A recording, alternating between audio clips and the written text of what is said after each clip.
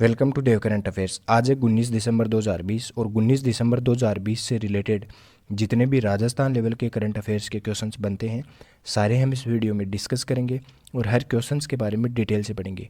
तो चलिए शुरू करते हैं। क्वेश्चन नंबर 1, हाल ही में राजस्थान में किसने जल कल्याण पोर्टल का शुभारंभ किया है? तो जल कल्याण पोर्टल का शुभारंभ किसने किया है? मुख्यमंत्री अशोक गहलोत, शिक्षा मंत्री गोविंद सिंह डोटासरा और ऊर्जा मंत्री बी.डी. कल्ला, या इनमें से कोई नहीं? तो इसका राइट आंसर क्या होगा? मुख्यमंत्री अशोक गहलोत के द्वारा जन कल्याण पोर्टल का शुभारंभ किया गया है। जल कल्याण पोर्टल का शुभारंभ मुख्यमंत्री अशोक गहलोत के द्वारा 18 दिसंबर 2020 को मतलब कल किया गया था। अशोक गहलोत ने अपने मुख्यमंत्री कार्यकाल के 2 साल पूरा होने पर इस पोर्टल का शुभारंभ किया है। तो चलिए देखते हैं नेक्स्ट क्वेश्चन। हाल ही में किस जिले में शिक्षा विभाग ऑनलाइन से नहीं जुड़ने वाले विद्यार्थियों के लिए 15 नए होमवर्क प्रोजेक्ट लॉन्च करेगा? तो किस जिले में लॉन्च करेगा? जयपुर, झुंझुनू, उदयपुर, या इनमें से कोई नहीं? तो इसका राइट आंसर क्या होगा? झुंझुनू जिले में शिक्षा विभाग के द्वारा ऑनलाइन से पढ़ाई नहीं करने वाले विद्यार्थियों के लिए 15 नए होमवर्क प्रोजेक्ट लॉन्च करेगा। अब बात आती है झुंझुनू जिले की, तो ये मैप में देखिए आप झुंझुनू जिला। अब झुंझुनू जिले के बारे में हम जानकारी लेते हैं। स्थापना की बात करें तो झुंझुनू जिले की स्थापना 1481 से 1488 ईस्वी के बीच झुंझा नामक जाट ने झुंझुनू को बसाया था। क्षेत्रफल हम देखें तो 5928 वर्ग किलोमीटर झुंझुनू का क्षेत्रफल है। और शुभंकर है जो एग्जाम में अधिकतर पूछा जाता है कि किस जिले का कौन सा शुभंकर है, तो झुंझुनू का शुभंकर है कालातीतर। और संभाग की हम बात करें तो जयपुर संभाग में झुंझुनू आता है और इस संभाग में 5 जिले आते हैं। अब वह 5 जिले कौन कौन से हैं?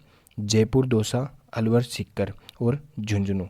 यहाँ की मिट्टी की बात की जाए तो रेतीली मिट्टी यहाँ पर पाई जाती है। अब झुंझुनू से रिलेटेड कुछ इंपॉर्टेंट क्वेश्चंस और देखते हैं जो एग्जाम की दृष्टि से बहुत ही इंपॉर्टेंट है। प्राचीन उपनाम की हम बात करें तो प्राचीन उपनाम है शेखावाटी। आधुनिक और भौगोलिक उपनामों की हम बात करें तो शेखावाटी का सिरमौर झुंझुनू जिले को कहा जाता है और यह जिला हवेलियों एवं भित्ति चित्रों के लिए भी प्रसिद्ध है। अब इस जिले में नदियों की बात करें तो कांतली नदी झुंझुनू जिले में बहती है।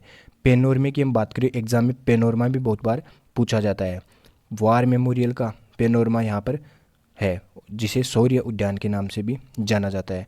लिंगानुपात की हम बात करें तो झुंझुनू का लिंगानुपात है 950। और साक्षरता की बात की जाए तो साक्षरता में झुंझुनू जिला तीसरे स्थान पर है 74.1% के साथ। अब साक्षरता में 74.1% के साथ तीसरे स्थान पर है तो साक्षरता में पहले स्थान पर कौन सा जिला है? तो पहले स्थान पर है कोटा जिला साक्षरता में, और दूसरा है जयपुर जिला, तीसरा आता है झुंझुनू जिले का। तो क्रम वाइज आपको याद रखना है, पहला आता है कोटा, दूसरा आता है जयपुर, तीसरा आता है झुंझुनू और चौथा आता है सीकर जिला। तो ये है 4 क्रम वाइज साक्षरता में जिले। अब बात करते हैं यहाँ पर सर्वाधिक पुरुष साक्षरता में झुंझुनू जिला ही राज्य में है प्रथम स्थान पर। तो पुरुष साक्षरता का क्वेश्चन आ जाए तो झुंझुनू जिला पुरुष साक्षरता में प्रथम स्थान पर है। अब जलाशय की बात की जाए तो अजीत सागर बांध झुंझुनू में ही स्थित है। पन्नालाल साहेब का तालाब भी झुंझुनू में स्थित है। समस्त तालाब भी झुंझुनू में स्थित है। और झुंझुनू में आपनी योजना जर्मनी की सहायता से चलाई जा रही है जिसके द्वारा पेयजल की आपूर्ति की जाती है। और इस योजना के तहत हनुमानगढ़, चूरू और झुंझुनू में पेयजल उपलब्ध करवाया जाता है।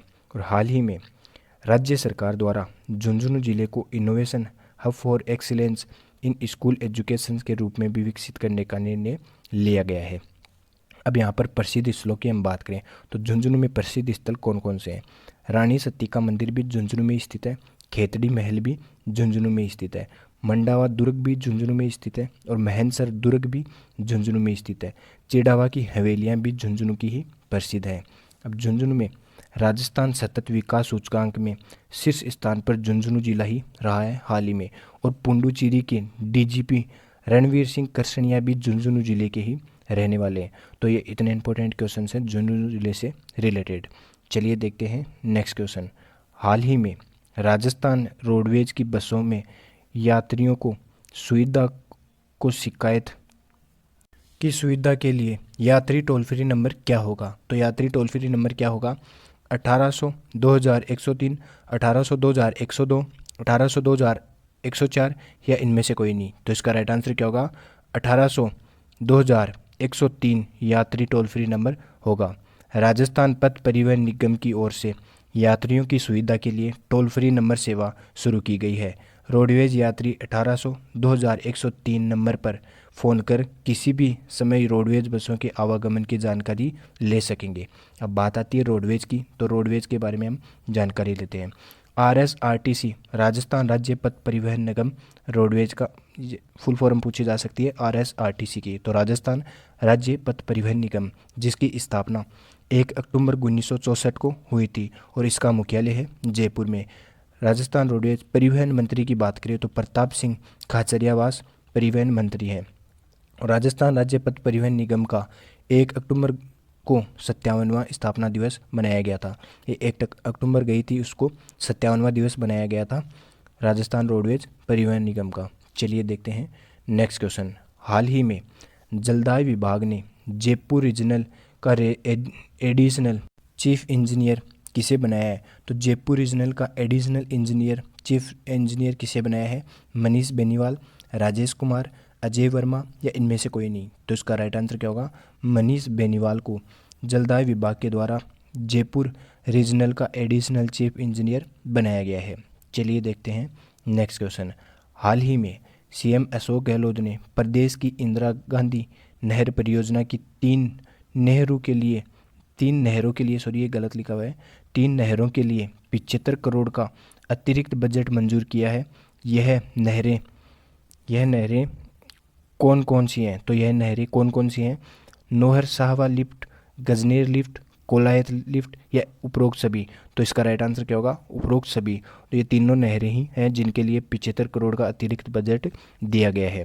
प्रदेश की नहरें सिंचित क्षेत्र में अंतिम छोर तक पानी पहुंचाने और इसका संतुलन उपयोग सुनिश्चित करने के लिए राज्य सरकार ने नहरों के विकास के लिए अतिरिक्त धनराशि उपलब्ध कराने का निर्णय लिया है और मुख्यमंत्री अशोक गहलोत ने इस संबंध में 75 करोड़ रुपए के अतिरिक्त बजट प्रस्ताव को अनुमोदन किया है, जिसका उपयोग इंदिरा गांधी नहर परियोजना की 3 नहरों, अब वो है 3 नहर कौन कौन सी हैं? नोहर साहवा लिफ्ट, गजनेर लिफ्ट और कोलायत लिफ्ट नहरें के कमांड क्षेत्र में दबाव सिंचाई पद्धति के विकास के लिए कार्य प्रगति करेगा। इसके लिए 75 करोड़ रुपए का अतिरिक्त बजट दिया गया है। चलिए देखते हैं नेक्स्ट क्वेश्चन। हाल ही में राज्य सरकार ने प्रदेश में हरियाली तथा वन क्षेत्र के बढ़ावा देने के लिए नाबार्ड द्वारा वित्त पोषित परियोजना के लिए कितने करोड़ रुपए की अतिरिक्त बजट राशि की मंजूरी दी गई है? तो कितने करोड़ रुपए की अतिरिक्त बजट राशि को मंजूरी दी गई है? 40 करोड़, 30.03 करोड़, 38 करोड़ या इनमें से कोई नहीं? तो इसका राइट आंसर क्या होगा? 30.03 करोड़ रुपए की अतिरिक्त बजट राशि को मंजूरी दी गई है। ये ऐसे क्वेश्चन ही एग्जाम में पूछे जाते हैं जो टिपिकल से होते हैं। ये पॉइंटों में ये कितने करोड़ रुपए दिए गए हैं, तो ऐसे क्वेश्चन एग्जाम में बहुत बार पूछे जाते हैं। तो 30.03 करोड़ रुपए दिए गए हैं। राज्य सरकार ने प्रदेश में हरियाली तथा वन क्षेत्र बढ़ाने के लिए नाबार्ड द्वारा वित्त पोषित परियोजना के लिए 30.03 करोड़ रुपए के अतिरिक्त बजट राशि को मंजूरी दी है। अब बात आती है नाबार्ड की, तो ये देखिए नाबार्ड के बारे में हम जानकारी देखते हैं। नाबार्ड की फुल फॉर्म है राष्ट्रीय कृषि और ग्रामीण विकास बैंक, जिसकी स्थापना 12 जुलाई 1982 को हुई थी। नाबार्ड का मुख्यालय है मुंबई में और अध्यक्ष हैं डॉक्टर GR चिंतला। चलिए देखते हैं नेक्स्ट क्वेश्चन। हाल ही में राज्य के सीएम ने कैंपा योजना के लिए कितना बजट मंजूर किया है? तो राज्य के सीएम ने कितना बजट मंजूर किया है? 70 करोड़, 65.34 करोड़, 38 करोड़ या इनमें से कोई नहीं? तो इसका राइट आंसर क्या होगा? 65.34 करोड़ रुपए का कैंपा योजना के लिए बजट मंजूर किया है। राज्य सरकार ने प्रदेश में हरियाली तथा वन क्षेत्र बढ़ाने के लिए नाबार्ड द्वारा वित्त पोषित परियोजना के लिए 30.3 करोड़ रुपए के लिए अतिरिक्त बजट राशि तथा कैंपा योजना के तहत स्वीकृति अतिरिक्त वार्षिक कार्य योजना राशि के मद में 65.34 करोड़ रुपए की जारी करने का निर्णय लिया है। तो पिछले क्वेश्चंस में देखा था कि हमने हरियाली के लिए, और इस क्वेश्चन में हमने देखा है कैंपा योजना के लिए 65.34 करोड़ रुपए का नाबार्ड से ऋण लिया है। चलिए देखते हैं नेक्स्ट क्वेश्चन। हाल ही में मुख्यमंत्री ने 5वें राज्य वित्त आयोग की अनुशंसा के रूप में वर्ष 2015 और 20 की अवधि के लिए पंचायती राज संस्थाओं तथा नगर निकायों को बकाया कितने करोड़ रुपए की मंजूरी दी है? तो कितने करोड़ रुपए की मंजूरी दी है? 400 करोड़, 130 करोड़, 3105.65 करोड़ या इनमें से कोई नहीं। तो इसका राइट आंसर क्या होगा? 3105.65 करोड़ रुपए की मंजूरी दी है।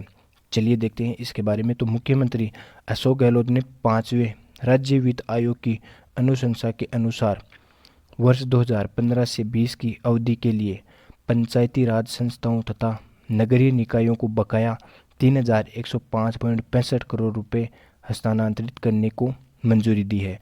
मुख्यमंत्री की इस स्वीकृति से नगरीय निकाय एवं पंचायती राज संस्थाएं अपने क्षेत्रों में विकास कार्य को गति दे सकेंगी। तो इतने करोड़ रुपए की मंजूरी दे दी है मुख्यमंत्री अशोक गहलोत ने।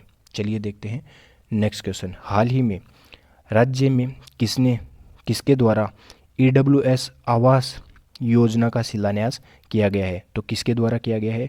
मुख्यमंत्री अशोक गहलोत, शिक्षा मंत्री गोविंद सिंह डोटासरा और ऊर्जा मंत्री BD कल्ला या इनमें से कोई नहीं। तो इसका राइट आंसर क्या होगा? मुख्यमंत्री अशोक गहलोत के द्वारा आवास योजना का शिलान्यास किया गया है। 18 दिसंबर 2020 को EWS आवास योजना का शिलान्यास मुख्यमंत्री अशोक गहलोत के द्वारा किया गया है। मुख्यमंत्री जन आवास योजना के तहत 1448 आवासों की योजना कब वर्चुअल शिलान्यास किया गया है। इस कार्यक्रम की अध्यक्षता नगरीय विकास मंत्री शांति धारीवाल करेंगे और इन आवासों का निर्माण जयपुर में आनंद विहार, खेड़ा, जगन्नाथपुरा और सूर्यनगर में किया जाएगा। इस परियोजना की लागत होगी 74 करोड़ रुपए और इसका शिलान्यास किया है मुख्यमंत्री अशोक गहलोत ने। चलिए देखते हैं नेक्स्ट क्वेश्चन। हाल ही में राजस्थान में किरण राज पुरोहित को राजस्थानी साहित्यकार महिला लेखन पुरस्कार से सम्मानित किया जाएगा। इनके द्वारा लिखित रचना कौन सी है? तो इनके द्वारा लिखित रचना कौन सी है? कंठल, झरझर, निर्झर, उपरोक्त दोनों या इनमें से कोई नहीं। तो इसका राइट आंसर क्या होगा? उपरोक्त दोनों इनके द्वारा लिखी गई रचना है। ये है राजस्थान की राजपुरोहित किरण, और किरण राजपुरोहित को मिलेगा राजस्थानी साहित्य महिला लेखन पुरस्कार और इनके द्वारा लिखित रचना है कांठल और झरझर, निर्झर। चलिए देखते हैं कल का पूछा गया क्वेश्चन। हाल ही में राजस्थान के किस जिम्नास्टिक खिलाड़ी को महाराणा प्रताप पुरस्कार से सम्मानित किया गया है? तो अभिलेख पाराशर को ये जिम्नास्टिक खिलाड़ी हैं जिनको महाराणा प्रताप पुरस्कार से सम्मानित किया गया है। चलिए देखते हैं आज का क्वेश्चन। हाल ही में राजस्थान भ्रष्टाचार निरोधक ब्यूरो के महानिदेशक किसे नियुक्त किया गया है? तो किसे नियुक्त किया गया है? राकेश कुमार, BL सोनी, सुरेंद्र सिंह या इनमें से कोई नहीं। तो इसका राइट आंसर आप कमेंट बॉक्स में देना। अगर ये वीडियो आपको ज़रा सा भी हेल्पफुल लगे तो इसे लाइक करना, सब्सक्राइब करना। धन्यवाद।